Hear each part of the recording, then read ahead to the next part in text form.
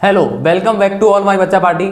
हम वापस से लेके आ गए हैं नेक्स्ट क्लास। मैंने आपको बोला था कि next class proof of irrationality की हमारी होने वाली है। जी हाँ बच्चा पार्टी, तो जैसे हमने एलसीएम एचसीएफ पढ़ा, प्राइम फैक्टराइजेशन पढ़ा, फंडामेंटल थ्योरम पढ़ा, एंड जो हमने 6 to power n composite number वाला क्वेश्चन था और जो राउंड वाला क्वेश्चन था वो किए थे, उसी तरीके से अब हम नेक्स्ट टॉपिक की बात करेंगे, प्रूफ ऑफ इरेशनलिटी। यानी कि बैच को हम बहुत आगे ले जाने वाले हैं, बहुत मज़ा आपको आने वाला है। और इस टॉपिक में ना बच्चों को बहुत ज़्यादा डाउट आते हैं। ये क्लास लेने के बाद आपको इस टॉपिक के किसी भी क्वेश्चन में एक भी डाउट नहीं रहेगा। यस, बिल्कुल नहीं रहेगा। तो वीडियो को लास्ट तक देखना है, और अगर वीडियो पे आ चुके हो तो लाइक कमेंट एंड शेयर कर दीजिए, और अपने जो फ्रेंड्स हैं उन सबको ये वीडियो शेयर कर दीजिए। तो स्टार्ट करते हैं बच्चा पार्टी कि प्रूफ ऑफ इरेशनलिटी क्या होती है, कैसे क्वेश्चन करेंगे। आपको बहुत हार्ड लगते हैं ना, बहुत इजी लगने वाले हैं, बहुत आसान लगने वाले हैं। नोटबुक ले लीजिए, पेन पेंसिल ले लीजिए और बैठ जाइए, बहुत मजा आने वाला है। तो मुझे बताइए, सबसे पहला मेरा क्वेश्चन है बेसिक कॉन्सेप्ट के साथ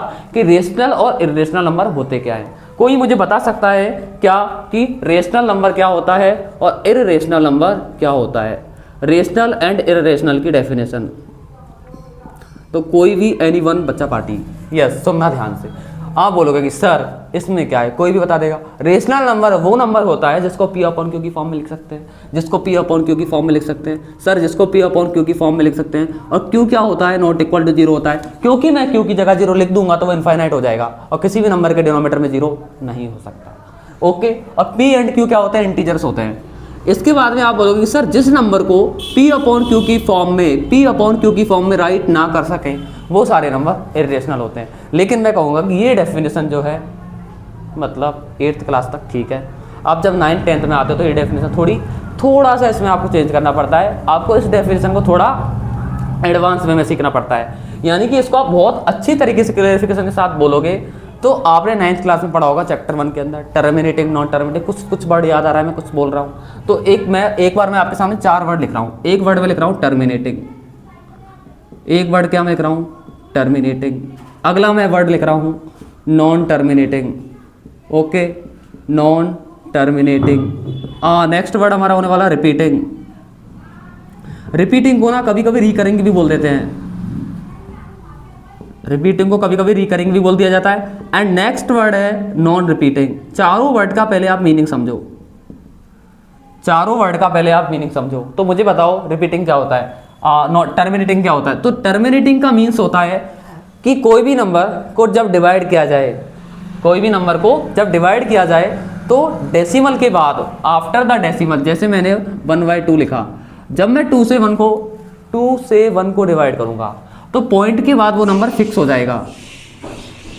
पॉइंट के बाद वो नंबर क्या हो जाएगा? फिक्स। यानी पॉइंट के बाद उसका जो डिवाइड है ना वो फिक्स डिवाइड गया है। समझ में आया? पॉइंट के बाद फिक्स डिवाइड गया है, इसका मतलब ये होगा टर्मिनेटिंग। लेकिन वहीं कोई ऐसा नंबर जिसका डिवाइड हम करें, वो डिवाइड अगर मैं 3 को 1 से डिवाइड करूंगा तो मेरे पास 3 से 1 को डिवाइड करूंगा तो मेरे पास नंबर आएंगे 0.9 और ये कभी रुकेगा नहीं। यानी कि मैं 0.9 पे बार लिख सकता हूँ। और आपको याद हो क्लास 9th के अंदर हमने ये क्वेश्चन को प्रूव किया था, याद आ रहा है? इसको रेशनल नंबर की फॉर्म में प्रूव किया था, सॉल्व किया था, लिखा था, एक्सप्रेस किया था। यस, यानी कि ये नंबर आपका कैसा है? नॉन टर्मिनेटिंग है। यानी कोई भी नंबर जब डेसिमल एक्सपेंशन के बाद यानी पॉइंट्स में लिखने के बाद इनफाइनाइट तक जा रहा है, यानी कि कभी डिवाइड नहीं रुक रहा। डिवाइड अगर नहीं रुक रहा तो वो नॉन टर्मिनेटिंग होगा, अगर डिवाइड फिक्स हो गया पॉइंट के बाद तो वो टर्मिनेटिंग होगा। बात क्लियर है? बात क्लियर है। लेकिन अगर मैं बात करूँ रिपीटिंग, अगर कोई नंबर पॉइंट के बाद रिपीट हो रहा है, यानी कोई नंबर रिपीट कर रहा है तो रिपीटिंग, और रिपीट नहीं कर रहा तो नॉन रिपीटिंग।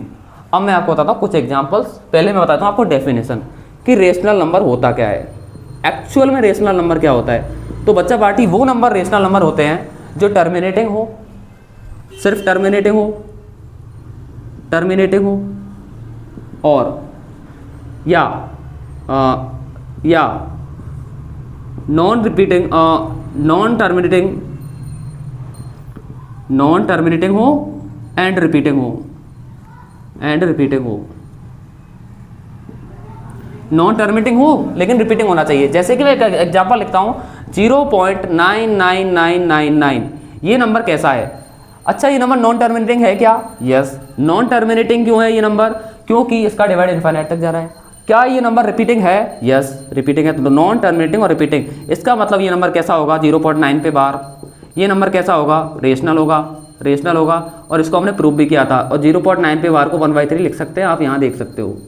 तो एक बात समझ में आई क्या कि रेशनल नंबर क्या होते हैं? जो नंबर सिर्फ टर्मिनेटिंग हो। टर्मिनेटिंग का मतलब 1/2 0.5 टर्मिनेटिंग है। जैसे हम लिखते थे 0.36, ये नंबर रेशनल है क्योंकि हम इसको 36/100 लिख सकते हैं। और 0.36 कैसा है? टर्मिनेटिंग है या नॉन टर्मिनेटिंग है? आपको दिख रहा है ये नंबर टर्मिनेटिंग है क्योंकि पॉइंट के बाद टर्म उसकी 6 हो गई है, टर्मिनेटिंग हो गया। लेकिन बात करें अगर कोई नंबर डिवाइड इनफाइनाइट तक जा रहा है तो तब हमें देखना होगा रिपीटिंग और नॉन रिपीटिंग। अब बात आती है कि इर्रेशनल नंबर क्या होता है। तो इर्रेशनल नंबर वो नंबर होता है जिसमें डेसिमल एक्सपेंशन जो होता है ना, इर्रेशनल नंबर वो नंबर होता है जो नॉन टर्मिनेटिंग हो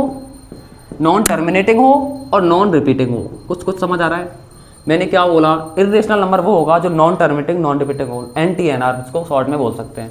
फॉर एग्जाम्पल के लिए मैं कोई भी नंबर लिख लेता हूँ। मैंने लिखा 3.141529, सपोज दैट मैंने कुछ भी लिख दिया, फॉर एग्जाम्पल कुछ भी लिख दिया।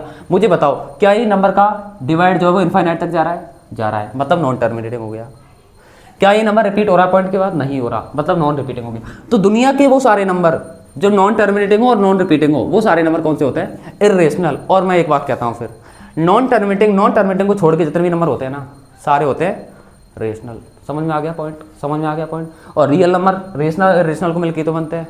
यस, यानी कि मैं कोई भी और नंबर लिखता हूँ, मुझे बताना क्या ये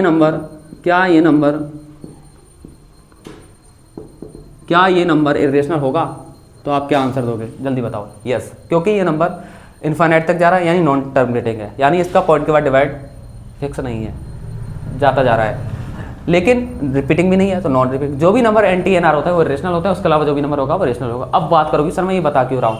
मैं इसलिए ये बता रहा हूँ क्योंकि एग्जाम में आपको कभी कभी MCQs में क्वेश्चन आ जाता है कि which of the following is irrational number या which of the following is rational number. तो आपको बहुत सारे एग्जाम्पल मिलते हैं और आपको सेलेक्ट करना होता है आंसर। समझ आया? मैं MCQs कराऊंगा, PYQs कराऊंगा, तो वो क्वेश्चन कराऊंगा तो आपको एक कॉन्सेप्ट याद आएगा।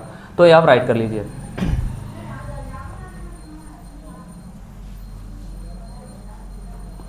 अब नेक्स्ट पॉइंट की तरफ मैं आगे बढ़ता हूं आपको। अब तक हमें ये समझ आ गया कि रेशनल और इर्रेशनल होता क्या है सर।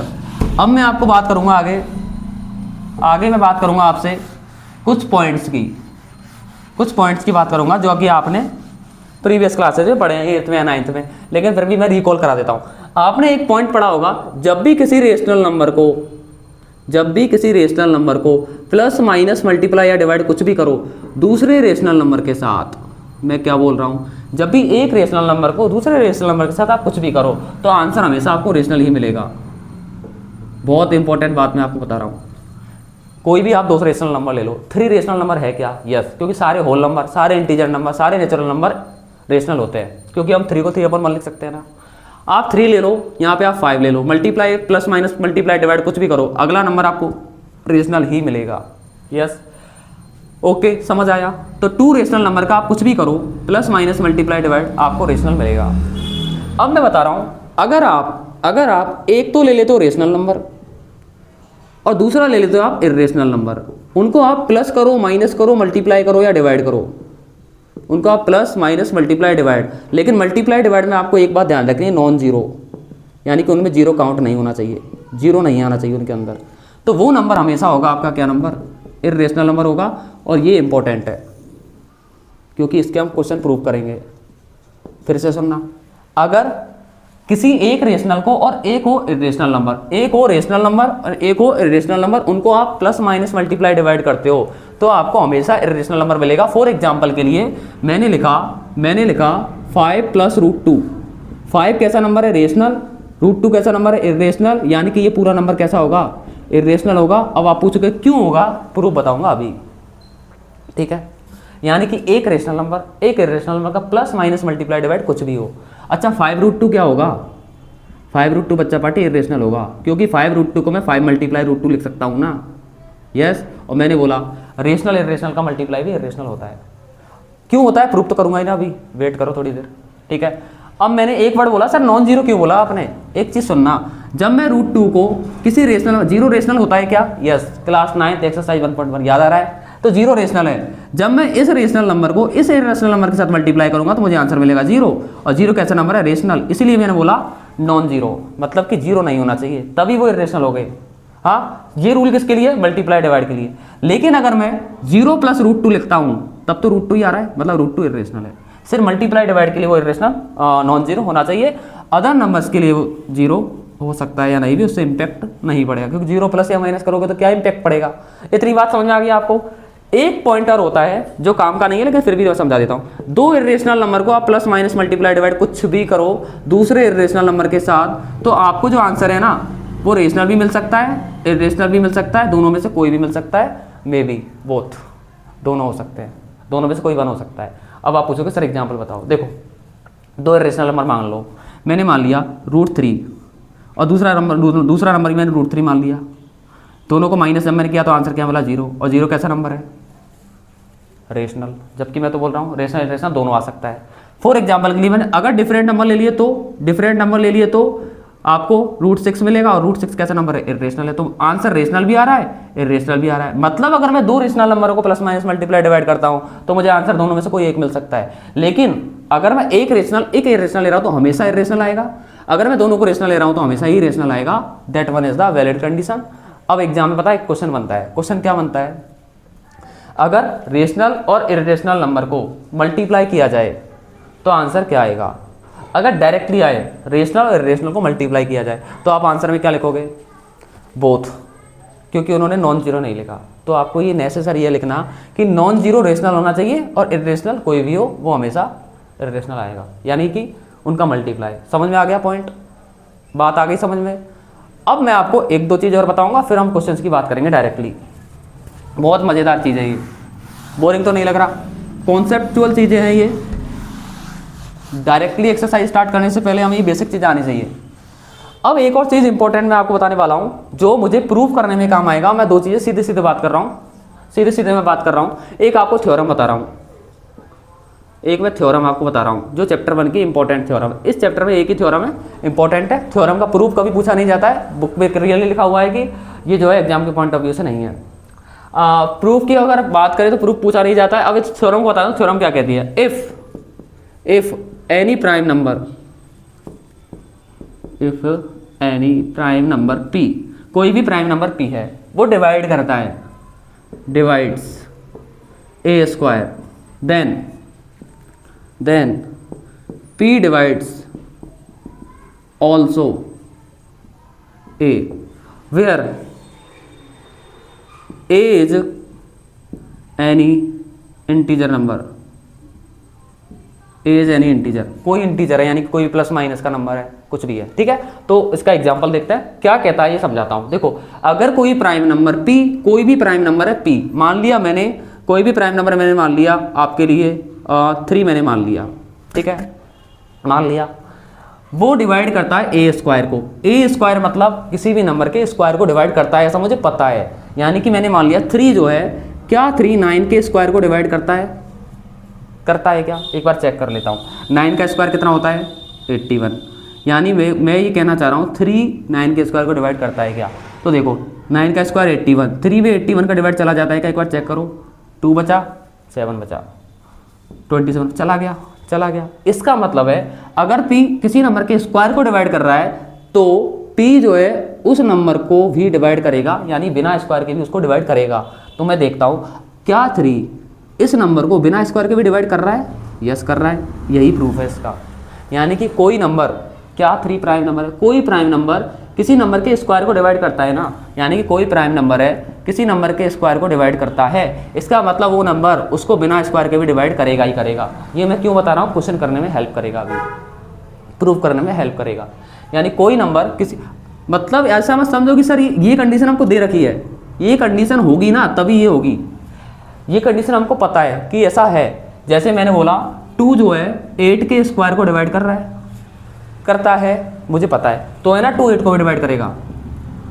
2 8 के स्क्वायर को डिवाइड करता है, 8 का स्क्वायर क्या होता है? 64। 2 64 को परमानेंटली डिवाइड करता है, आपको अच्छे से पता है, इवन नंबर है, तो 2 8 को भी डिवाइड करेगा, बिना स्क्वायर को भी डिवाइड करेगा। ये थ्योरम को आप लिख लीजिए, समझ में आया ना?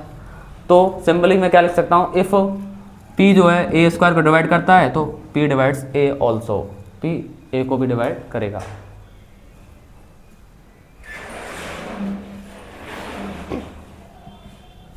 समझ आया? जल्दी इसको राइट करो थ्योरम को।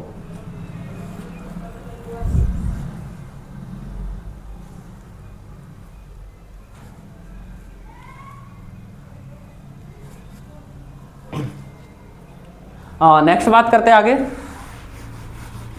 नेक्स्ट बात करते हैं, अब एक छोटी सी पॉइंट की और मैं बात करूंगा को प्राइम नंबर की, उसके बाद क्वेश्चन को लेके आ रहा हूं पक्का।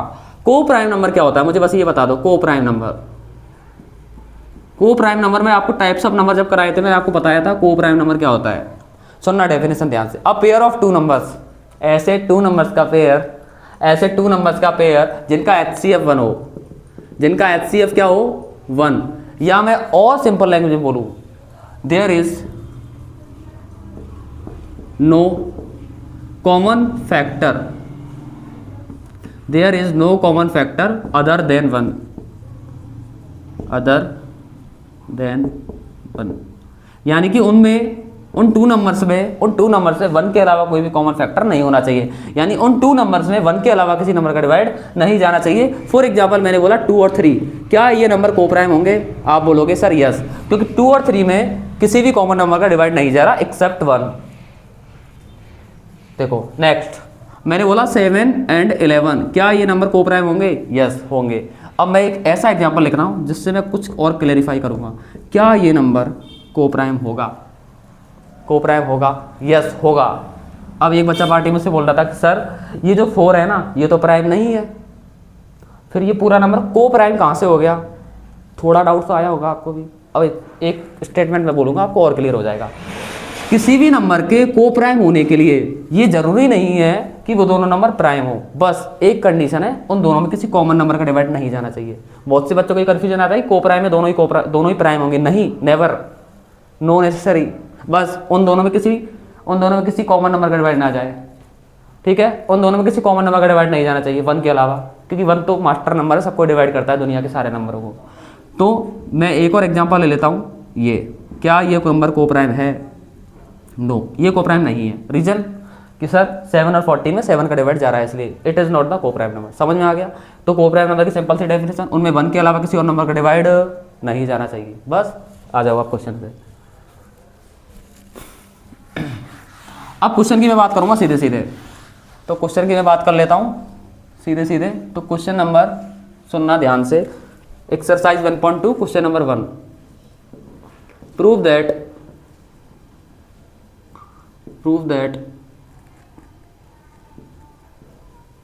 √5 is an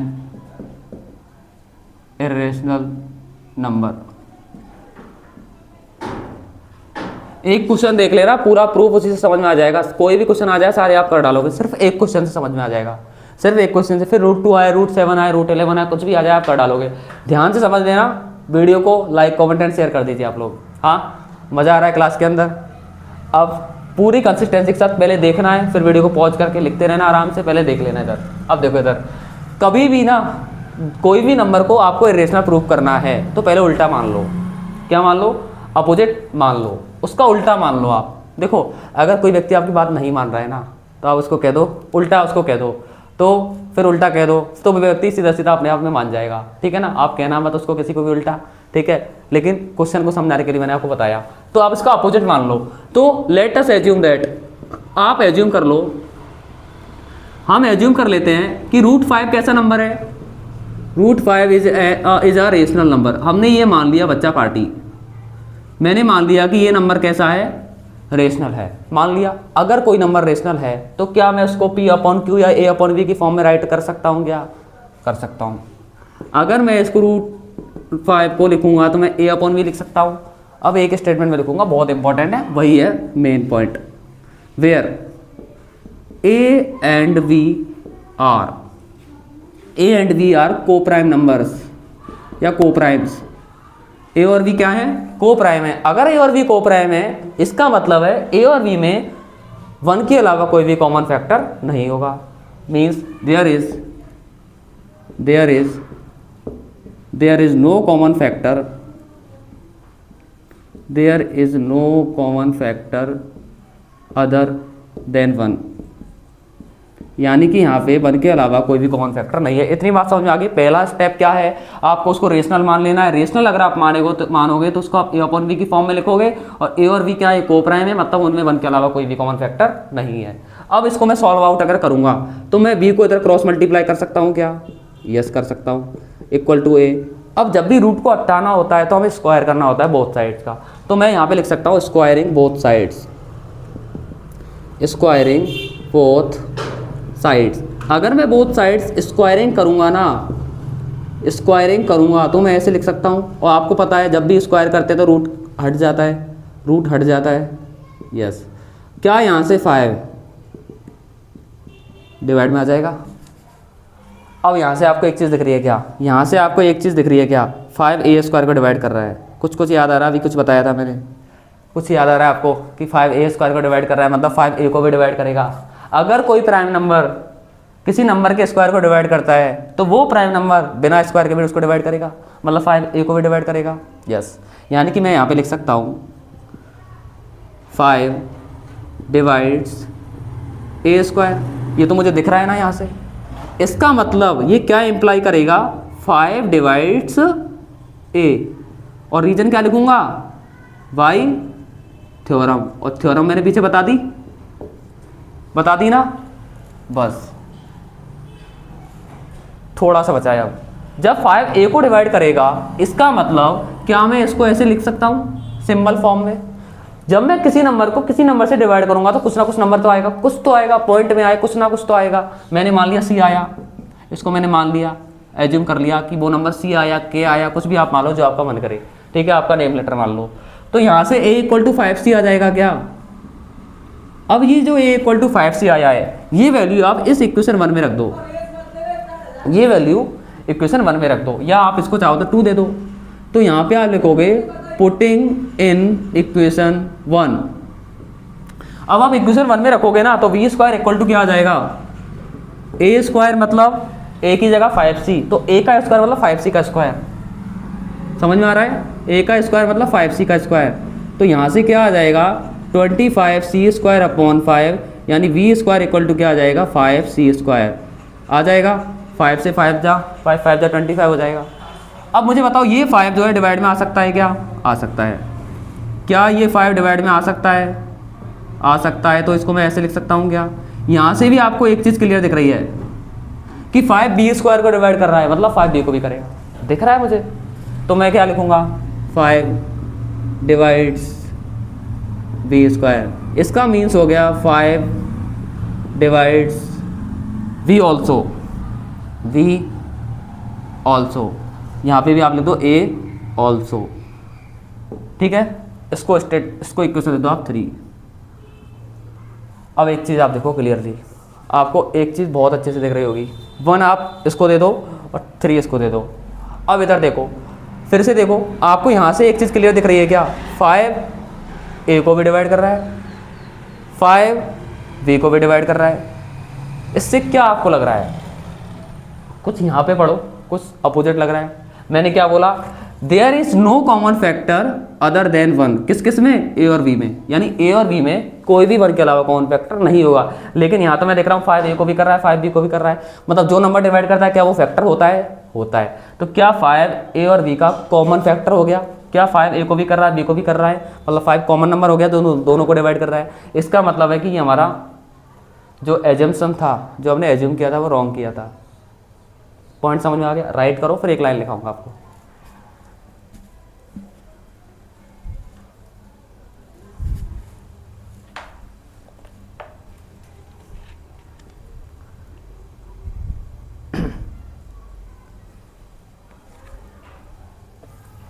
जल्दी से राइट करो और मैं आपको फिर एक लाइन लिखाऊंगा। यहाँ पे ये मैं इतना सा हटा देता हूँ।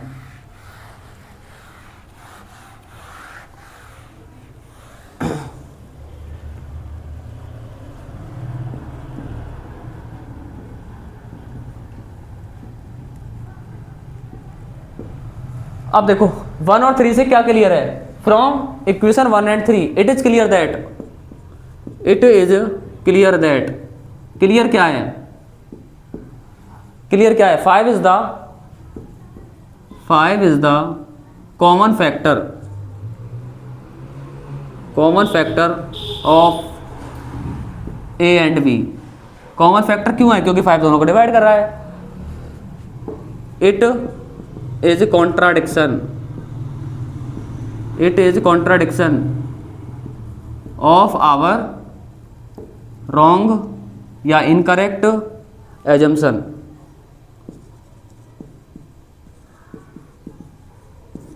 Hence proved. समझ में आ गया? यानी कि 5 जो है वो कॉमन फैक्टर ए और बी का, यानी कि हमारा कॉन्ट्राडिक्शन है। कॉन्ट्राडिक्शन मतलब हमारा अपोजेंस है, हमारा विरोधाभास है, यानी हमने जो माना उसका नेगेटिव है, यानी अपोजेंस है। यानी कि आवर रॉन्ग एजम्पशन, जो हमने एज्यूम किया था वो रॉन्ग एज्यूम किया था। ठीक है, it is the contradiction of our assumption. हमने जो एज्यूम किया था उसका ये कॉन्ट्राडिक्ट हो गया। ठीक है, of our assumption. So of our assumption, so यहाँ पे लिख देना √5 is a rational number. Rational number समझ में आ गया? बहुत आसान सा था, बहुत इजी पीजी क्वेश्चन था। करना क्या है? कुछ नहीं है, एक स्टेप है बस, 1-2 स्टेप है। √5 को ए और बी मानना है, ए और बी कोप्राइम्स हो जाएंगे, मतलब कोई वन के अलावा कॉमन फैक्टर नहीं होगा। फिर आपको उसको सॉल्व आउट करना है स्क्वायरिंग करके, ये आ जाएगा 5 ए स्क्वायर में डिवाइड करता है, ए को भी करेगा। इसी तरह ए = 5c हो जाएगा, स्क्वायरिंग करेंगे, स्क्वायर ओपन करेंगे, 5 से डिवाइड करेंगे कैंसिल आउट करके, ये आ जाएगा 5 ए को भी कर रहा है, बी को भी कर रहा है। फिर ये कॉमन लाइन है जो आपको एज इट इज याद कर लेनी है। किसी √5 का है, √3 का है, √7 का है, आप कर दोगे आराम से, कर दोगे ना। अब मुझे आप √7 का प्रूफ करके दिखाओ, √3 का करके दिखाओ, ये प्रूफ आप मुझे करके दिखाओगे। √2 करके दिखाना, √11 करके दिखाना, ये सारे प्रूफ मुझे आप करके दिखाना। समझ में आ गया? मुझे एक चीज़ बताओ, √14 कैसा नंबर है? √14 अंडर √14 कैसा नंबर है? √14 कैसा नंबर है? रेशनल या इरेशनल नंबर? Irrational number. लेकिन अगर मैं बोलूँ √49 क्या इरेशनल नंबर है? क्या इरेशनल नंबर है? नो या यस? क्या ये इरेशनल नंबर है?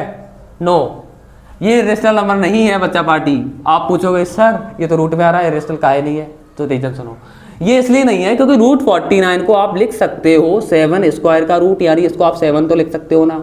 और 7 कैसा नंबर है? रेशनल है, नेचुरल है, होल है, इंटीजर है। यस, रेशनल है, ठीक है ना। इसलिए अब मैं एक स्टेटमेंट लिखूंगा, वो आप समझ जाना। आपकी कॉपी के ऊपर जो खाली जगह रहती है ना, ऊपर जहाँ डेट वगैरह लिखते हैं, वहाँ पे आपको लिख लेना।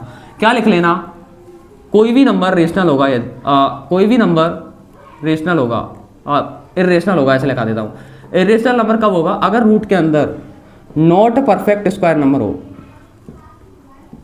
नॉट परफेक्ट स्क्वायर नंबर हो तो वो हमेशा इरेशनल होगा। यानी कि क्या ये नंबर नॉट परफेक्ट स्क्वायर है? नहीं, ये तो परफेक्ट स्क्वायर है, बल्कि यानी ये तो 7 का फिक्स स्क्वायर है, यानी कि ये नंबर रेशनल है। रूट के अंदर ऐसा नंबर होना चाहिए जो किसी का स्क्वायर ही ना हो। जैसे कि रूट के अंदर मैंने लिख लिया 7, अब √7, तो 7 तो किसी का ही स्क्वायर नहीं है, 7 किसी का स्क्वायर नहीं है, ठीक है। इसलिए ये नंबर क्या होगा? इरेशनल होगा। तो आप कोई भी ऐसा एग्जाम्पल देखोगे, √7, √3, √5, √11 सारे इरेशनल हैं, तभी इनको प्रूव करते हैं हम, ठीक है। लेकिन अगर एक स्टेटमेंट और बोल देता हूं मैं, अगर कोई नंबर इरेशनल होगा अगर रूट के अंदर प्राइम नंबर हो, तो भी वो हमेशा इरेशनल होगा। रूट के अंदर कोई भी दुनिया का प्राइम नंबर आ जाए, वो हमेशा क्या होगा? इरेशनल होगा। अब मेरे एक क्वेश्चन का आंसर देना, मैंने लिखा रूट के अंदर 16, रूट के अंदर मैंने 16 लिख दिया। क्या ये नंबर रेशनल है या इरेशनल है? तो ये नंबर कैसा होगा? रेशनल, इजीली, क्योंकि इसको हम 4 लिख सकते हैं। वही मैंने लिखा √8, क्या ये नंबर कैसा है? देखो रूट के अंदर प्राइम भी नहीं है, तो एक चीज़ आप इसको एक बार एक्सपेंड करो, तो क्या मैं इसको ऐसे लिख सकता हूँ? क्या मैं इसको ऐसे लिख सकता हूँ? क्या जब रूट के अंदर 2 नंबर्स होते हैं, एक बाहर आ जाता है। अभी एक बार देखना, 2√2, क्या मैं इसको 2 × √2 लिख सकता हूँ? एक रेशनल और एक इरेशनल बराबर होता है इरेशनल। अभी दिखाया था, एक रेशनल और इरेशनल का मल्टीप्लाई इरेशनल आता है हमेशा। समझ आ गया? तो इसलिए जब भी किसी नंबर के मल्टीप्लाई में प्राइम नंबर आ जाता है, तो वो नंबर क्या होगा? इरेशनल होगा। तो देखो ये दोनों आप लिख लेना ऊपर, समझ में आ गया? अगर रूट के अंदर प्राइम नंबर है तो इरेशनल होगा, और नॉट परफेक्ट स्क्वायर है तो भी वो इरेशनल होगा। आप डायरेक्टली भी देख सकते हो, 8 परफेक्ट स्क्वायर है, नहीं है किसी का भी, 8 परफेक्ट स्क्वायर नहीं है किसी भी नंबर का, ठीक है ना। 2 का क्यूब है, स्क्वायर नहीं है, ठीक है ना। कर लो राइट।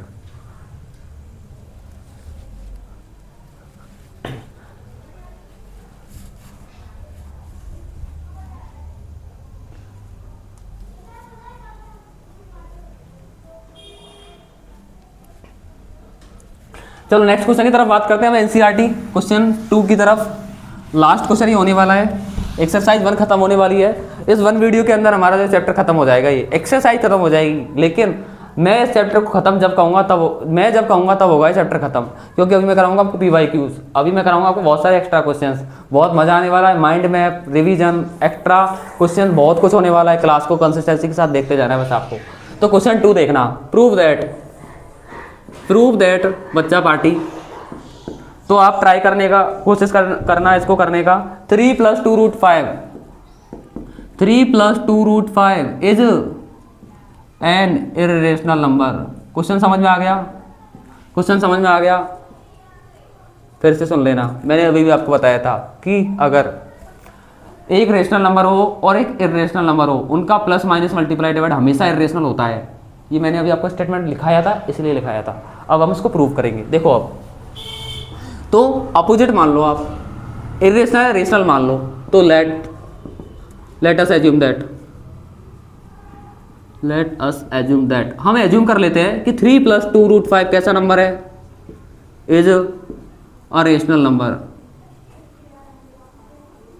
अब आपको कोई बच्चे को लग रहा होगा कि सर √5 का ही जब इतना बड़ा था तो इसका तो आंसर बहुत बड़ा आना चाहिए। हाँ, लेकिन उसका आंसर जितना बड़ा था ना, उसका जस्ट हाफ का भी हाफ है ये, उसके हाफ का भी हाफ है ये। देखो कैसे, अगर ये रेशनल है तो क्या मैं इसको ऐसे लिख सकता हूँ? क्या मैं इसको ऐसे लिख सकता हूँ? अब बस मुझे इसको सॉल्व आउट कर लेना है। इस 3 को जब मैं इधर लेके जाऊँगा तो क्या माइनस का 3 हो जाएगा? यस। जब भी कोई नंबर साइड चेंज करता है तो वो साइन भी चेंज कर लेता है, ठीक है ना। इसके अपॉन में कुछ नहीं है तो 1 मान लो, जिसका कोई नहीं उसका 1, ठीक है। अब मुझे एक चीज़ बताना, इसको मैं 3 LCM अगर लेता तो मैं इसको ऐसे राइट कर सकता हूँ? क्या कर सकता हूँ? तो नेक्स्ट स्टेप में क्या हो जाएगा, 2 डिवाइड में आ सकता है क्या? Yes.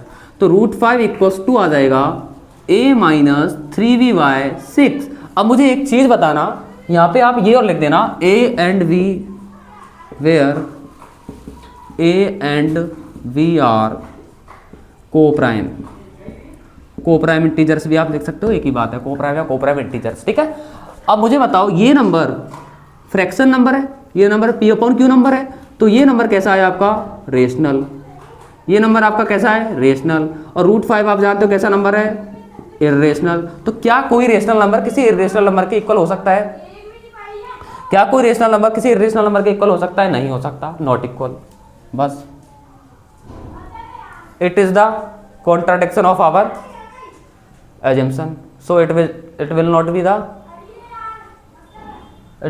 Rational number, it will be the irrational number। समझ आ गया? हो गया ये क्वेश्चन, राइट कर लो इजी तरीके से।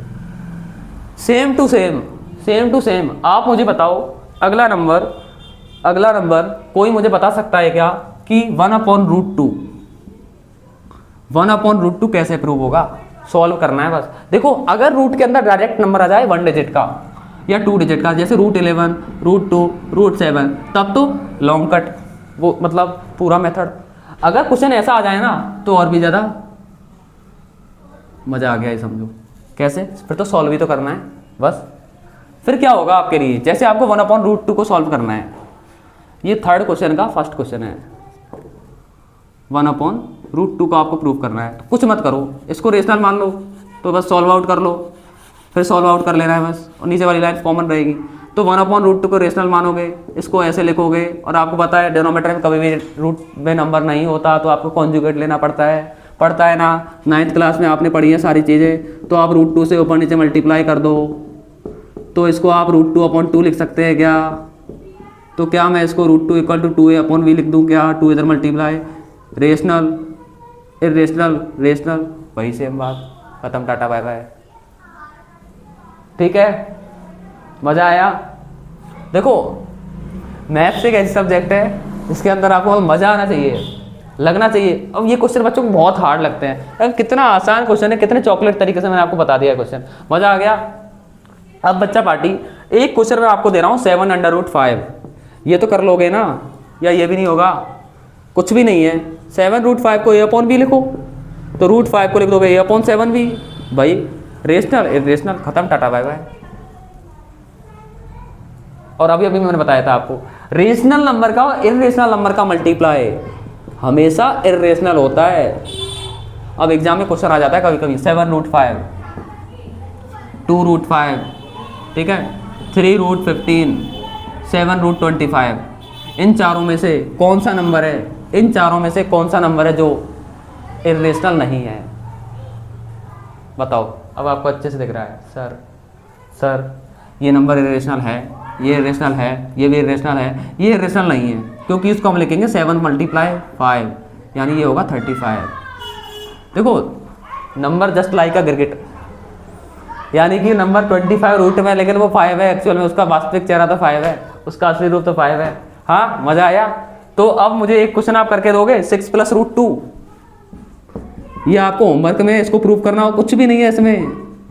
मतलब क्या मैं क्वेश्चन दे रहा हूँ आपके लिए, कितना आसान क्वेश्चन दे रहा हूँ। एक एग्जाम्पल भी आप करना, 5 - √3। अब दुनिया का ऐसा कोई भी क्वेश्चन आ जाए ना, बस उसको सॉल्व आउट कर लेना, आंसर आ जाएगा। मजा आया? कैसी लगी आपको आज की क्लास? तो यही क्लास को जो एक्सरसाइज 1.2 वो फिनिश 1.2 थी वो फिनिश हो चुकी है। तो कैसा लगा आपको आज बच्चा पार्टी? मज़ा आया? इसी तरह से हमारी क्लासेस रहेंगी, बहुत मज़ा आने वाला है, फुल एनर्जी के साथ। आप लोग भी बहुत अच्छे से क्लासेस को लेते रहिए और अपने फ्रेंड्स को बोलिए ज़्यादा से ज़्यादा क्लास को अटेंड करने के लिए, क्योंकि अभी से आप कंसिस्टेंसी के साथ हार्ड वर्क करोगे, वही आपका रिजल्ट बनेगा। ठीक है ना? तो आज की क्लास को एंड करते हैं और जल्दी से कमेंट दे दीजिए, फटाफट से टाटा बाय बाय कर दीजिए मुझे। यस, मिलते हैं नेक्स्ट क्लास में और सारे PYQs करेंगे, सारे PYQs इंपॉर्टेंट क्वेश्चन सारे करेंगे। अगली वीडियो बहुत ज़्यादा अच्छी होने वाली है, पूरे चैप्टर का शॉर्ट रिवीजन, क्विक रिवीजन होगा, बहुत सारे क्वेश्चन करेंगे, बहुत मज़ा आने वाला है। तो वेट करना, वीडियो जल्दी आपके लिए आएगी। थैंक यू बच्चा party and see you, tata bye bye.